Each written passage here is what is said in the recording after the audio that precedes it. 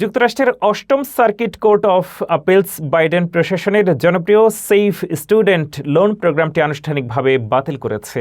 এই রায়ের ফলে প্রায় ৭০ লক্ষ ঋণ গ্রহীতার মাসিক কিস্তি কমানোর সুবিধাটি বন্ধ হয়ে গেল। দীর্ঘদিন ধরে রিপাবলিকান নেতৃত্বাধীন বিভিন্ন আইনি চ্যালেঞ্জের চূড়ান্ত পরিণতি হিসেবেই এই রায় এসেছে। আদালতের এই সিদ্ধান্ত বিপাকে পড়েছেন ঋণ গ্রহীতারা। শিক্ষা বিভাগ তাদের দ্রুত বিকল্প কোনো পরিশোধ পরিকল্পনা, যেমন ইনকাম বেসড রিপেমেন্ট বেছে নেওয়ার পরামর্শ দিয়েছে।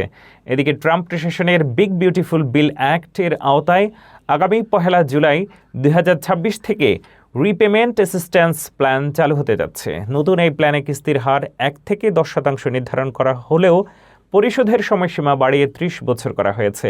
এছাড়া যারা পাবলিক সার্ভিস লোন ফরগিভনেস এর আওতায় ঋণ মওকুফের অপেক্ষায় আছেন, তাদের জরুরি ভিত্তিতে নতুন করে আবেদন করতে বলা হয়েছে। আদালতের এই রায়ের ফলে আমেরিকান শিক্ষার্থী ও ঋণ গ্রহীতাদের আর্থিক পরিকল্পনায় বড় ধরনের অনিশ্চয়তা তৈরি হয়েছে।